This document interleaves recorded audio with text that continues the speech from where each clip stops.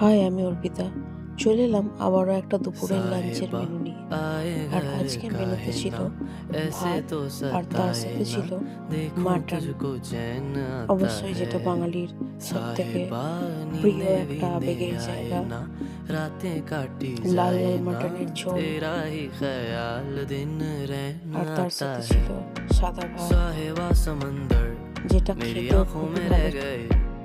हम आते आते जाना तेरी यादों में रह गए, ये पल की गवाही है, हम रातों में रह गए, जो वादे किए सारे बस बातों में रह गए, बातों बातों में ही, ख्वाबों ख्वाबों में ही मेरे करीब है तू। तेरी तलब मुझको तेरी तलब जाना हो तू कभी रूबरू, शोर शराबा जो सीने में है मेरे कैसे बयां मैं करूं।